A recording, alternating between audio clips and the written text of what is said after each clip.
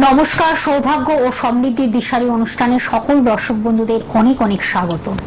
আবার আমাদের সেই গুরুত্বপূর্ণ অনুষ্ঠান নিয়ে ফিরে আসা এবং খুব গুরুত্বপূর্ণ টপিক নিয়ে ফিরে আসা। সবচেয়ে বড় কথা, আমাদের জীবনে প্রাত্যহিক জীবনের যে সমস্যাগুলো ভীষণভাবে আমাদেরকে হ্যাম্পার করে বা যে কোনো একটা সমস্যা হঠাৎ চলে আসা, যেটা সেই জায়গা থেকে আপনি কিভাবে বেরিয়ে আসবেন বা আগে থেকে কিভাবে আপনি অ্যালার্ট হবেন, অর্থাৎ কিভাবে সচেতন হবেন, সজাগ হবেন এবং সতর্ক হবেন।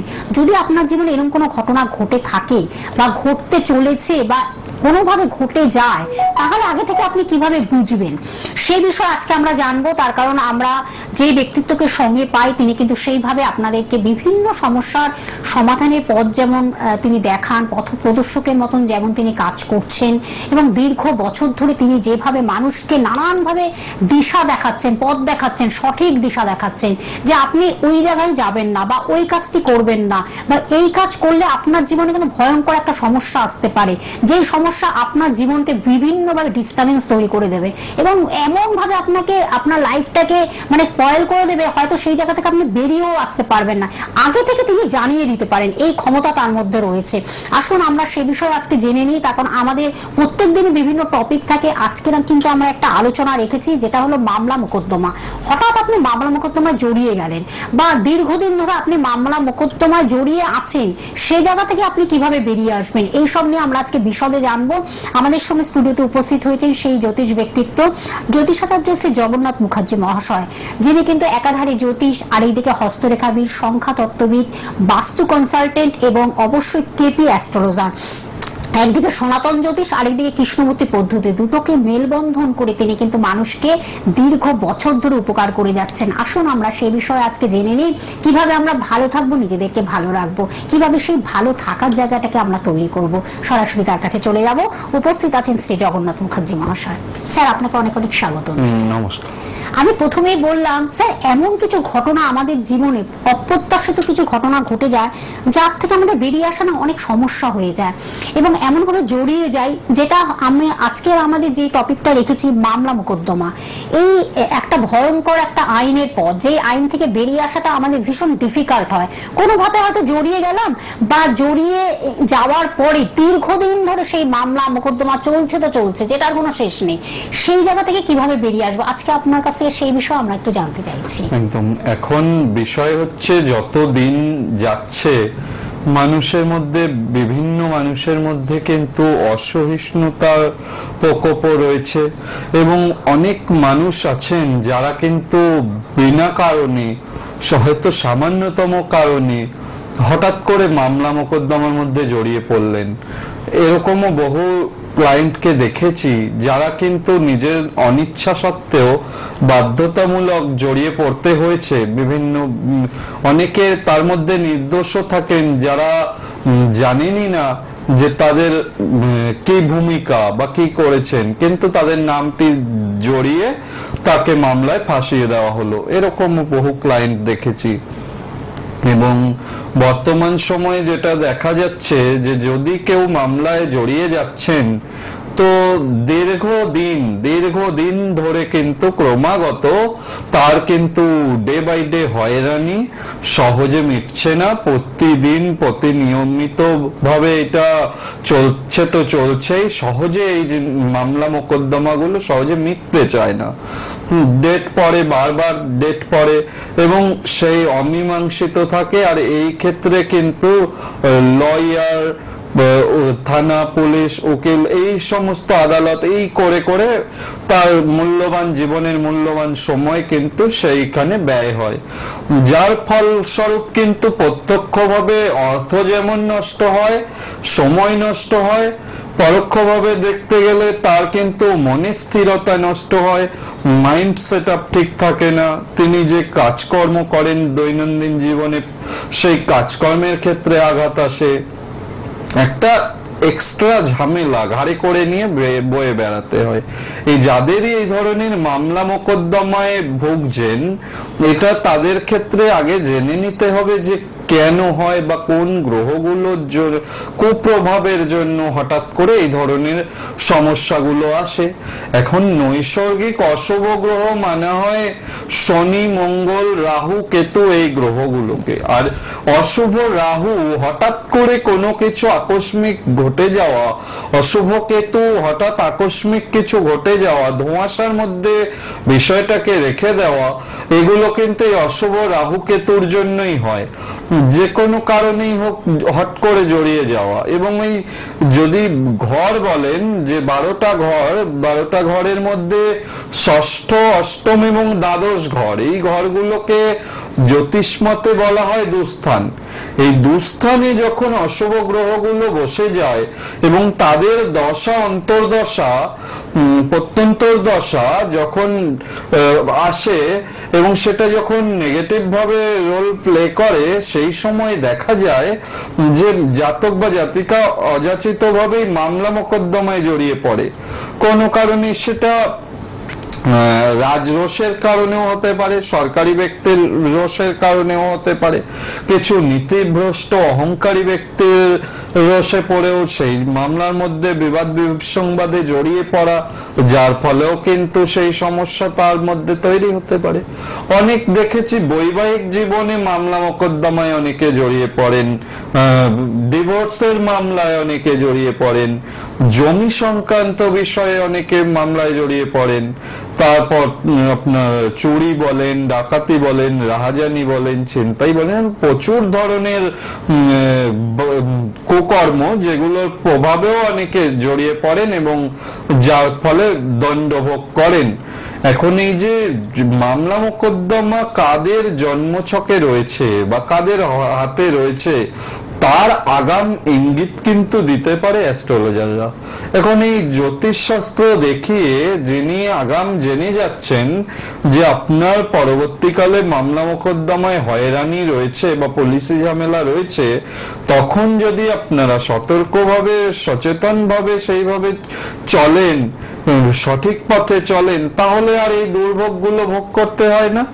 কারণ এই মামলা মোকদ্দমাগুলো, এগুলো তো আর ভালো জিনিস নয়। জীবনের বহু মূল্যবান সময়টাকে নষ্ট করিয়ে দেয় এই মামলা মোকদ্দমাগুলো, শান্তি থাকে না কোনোভাবেই। আর ষষ্ঠ ঘর এই মামলা মোকদ্দমার প্রাইমারি ঘর। 6 হাউস থেকে এটা কিন্তু বোঝা যায় যে মামলা মোকদ্দমায় জাতক কতখানি সে জেরবার হয়ে যাবে, কতখানি তার পক্ষে সমস্যা দৃঢ়তর হবে, গুরুতর হবে, সেগুলো কিন্তু এই ষষ্ঠ ভাব নির্দেশ করে থাকে। আর অষ্টম ভাব তো বাধা, বিপত্তি, বদনাম, হঠকারিতার ফলে করে ফেলা কোনো অন্যায় কাজ, এগুলো তো অষ্টম ভাব দেয়। অপমান, বৈরিতা, সঠতার জন্য সমস্যা, এগুলো অষ্টম ভাবের থেকে আসে। যার কারণে এই 6 নম্বর এবং 8 নম্বর ঘর, এই দুটো ঘর জ্যোতিষশাস্ত্রে কিন্তু খুব একটা ভালো নয়, দুস্থান। এবং তার সঙ্গে দ্বাদশ ঘর, 12 নম্বর ঘর।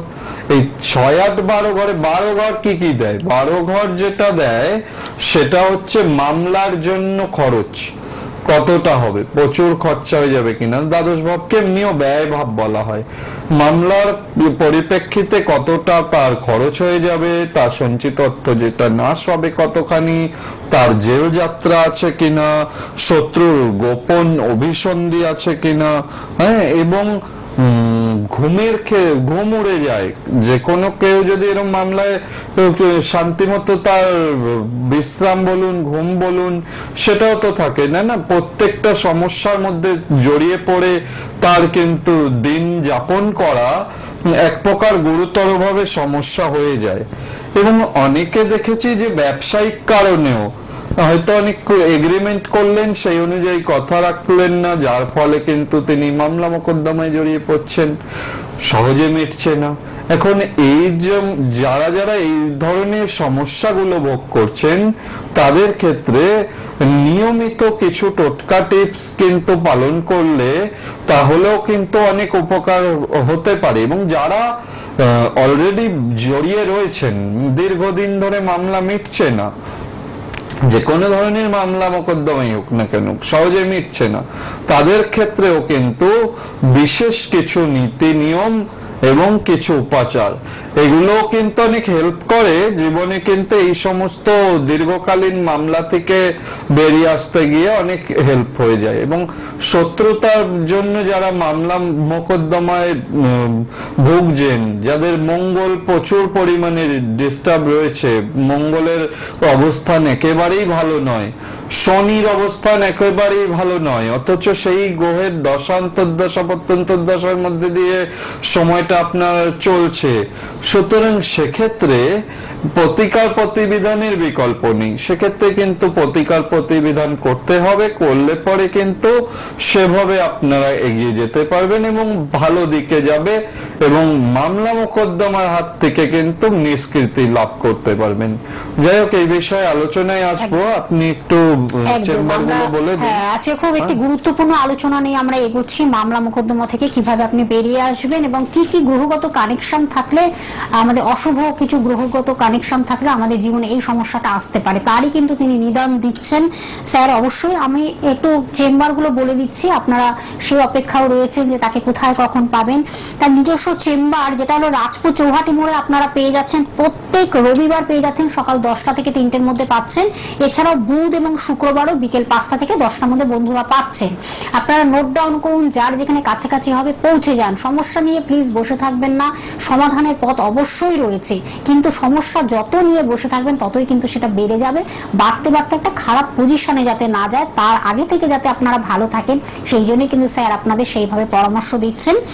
আমি জায়গাগুলো বলে দিচ্ছি। রাজপুর চৌহাটি মোড়ে যেমন আপনারা পেয়ে যাচ্ছেন সেটা আপনারা জানেন, এবং সেটা এক্সাক্ট যে লোকেশনটা সেটা আমি একটু বলে দিচ্ছি। কাজী নজরুল ইসলাম মেট্রো স্টেশন থেকে নেমে আপনারা বারুইপুরগামী যে কোনো বাস বা অটোতে মাত্র 10 থেকে 15 মিনিট লাগে এই চেম্বারে পৌঁছাতে। এবং আরেকটি যে চেম্বার সেটা কিন্তু সুভাষ গ্রামে আপনারা প্রত্যেক বৃহস্পতিবার এবং রবিবার পেয়ে যাচ্ছেন বন্ধুরা, সন্ধ্যে 8টা থেকে 10টার মধ্যে পেয়ে যাচ্ছেন সুভাষ গ্রামে। খুব পপুলার জায়গা এগুলো, আর এই জায়গাগুলো ছাড়া তিনি অন্য কোথাও বসেন না, এই চেম্বারগুলোতে তিনি কিন্তু এক্সাক্ট বসেন। আমি আরেকটা জায়গা বলে দিচ্ছি, এটাও আরেকটি জনপ্রিয় জায়গা, জয়নগর। প্রতি মঙ্গলবার বন্ধুরা পাচ্ছেন জয়নগরে, প্রত্যেক মঙ্গলবার বিকেল 5টা থেকে 9টার মধ্যে বন্ধুরা পাচ্ছেন।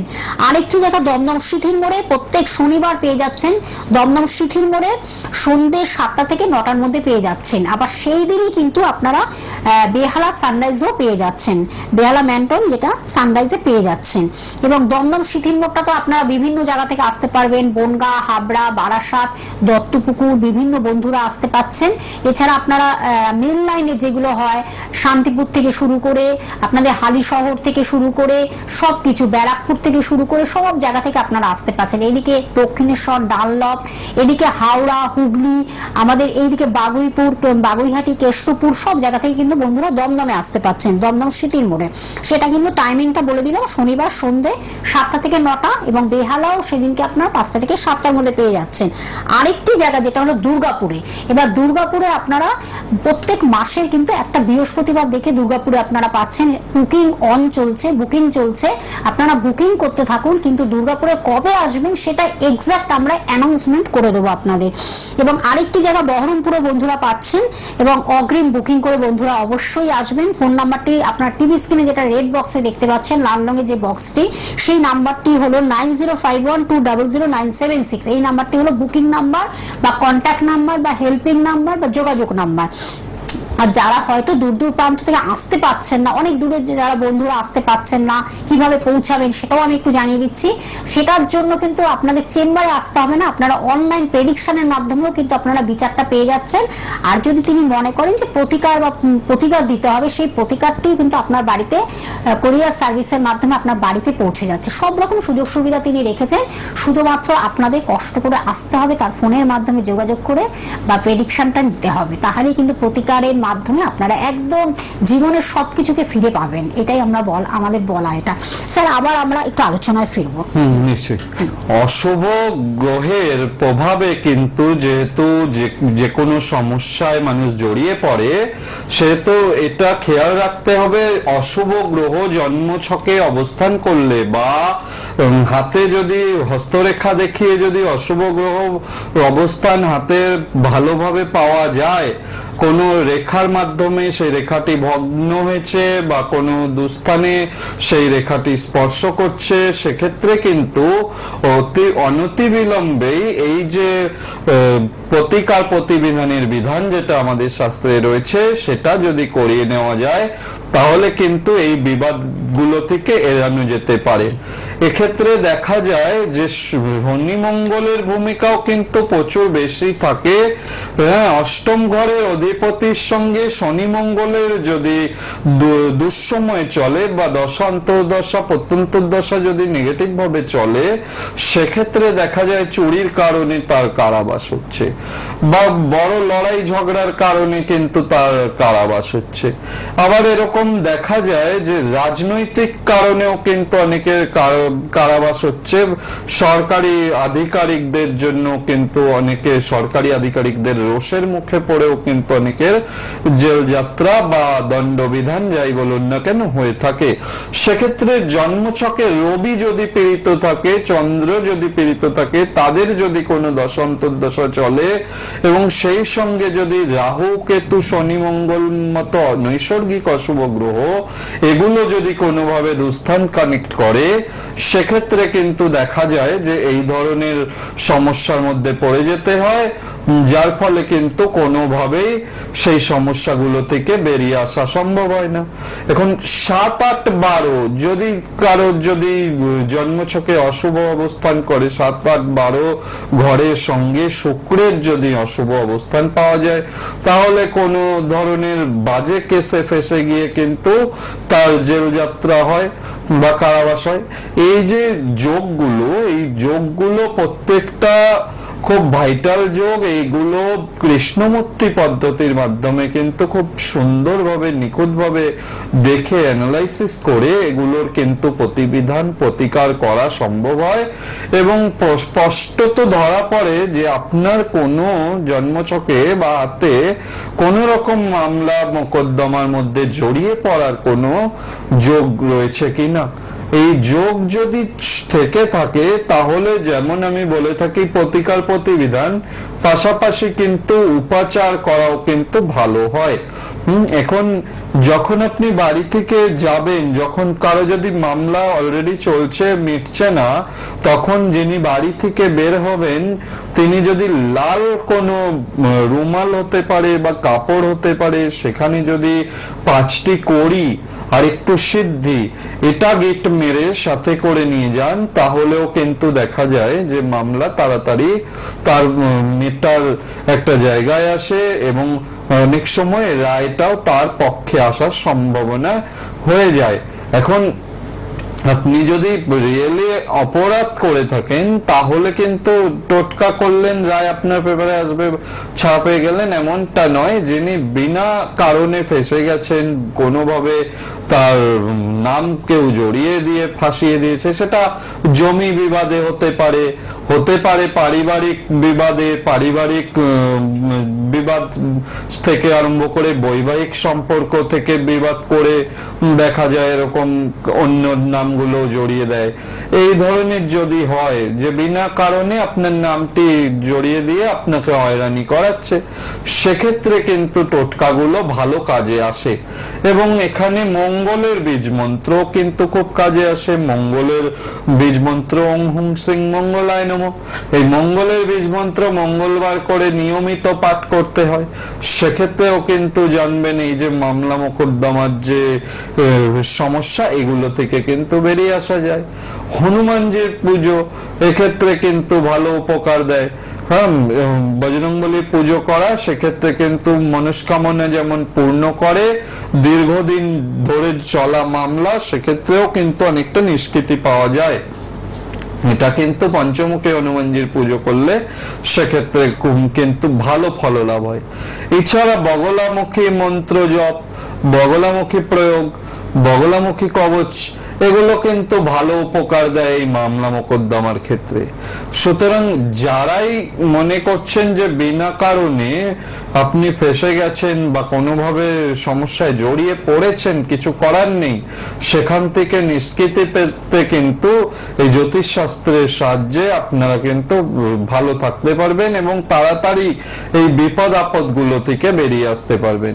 সেক্ষেত্রে অবশ্যই কিন্তু আপনারা খেয়াল রাখবেন, যারা যে ভগবানেরই পুজো করুন না কেন অবশ্যই কিন্তু প্রতি মঙ্গলবার মঙ্গলের বীজ মন্ত্র নিয়মিত জপ করতে হবে। এবং যারা ধরুন দীক্ষিত নন তারা কিন্তু ওং হুং শ্রীং মঙ্গলায় নমঃ এই ওং উচ্চারণটি না করে হুং শ্রীং মঙ্গলায় নমঃ এই উচ্চারণটি করতে হবে, বা নম হুং শ্রীং মঙ্গলায় নমঃ এই উচ্চারণটি করতে হবে। ওং উচ্চারণটি না করলেই সেক্ষেত্রে শুভ হয়। এবং যারা এই মামলা মোকদ্দমা বিষয়ে নিষ্কৃতি পেতে টোটকা করবেন অবশ্যই সূর্যাস্তের পরে কিন্তু করলে ভালো হয়। বিভিন্ন রকমের ক্রিয়া রয়েছে, সেই ক্রিয়াগুলো করলে ভালো হয়। যন্ত্রম রয়েছে, যন্ত্রম যদি গৃহে স্থাপন করা যায় সেক্ষেত্রেও কিন্তু এই মামলা মোকদ্দমাগুলো থেকে নিষ্কৃতি পাওয়া যায়।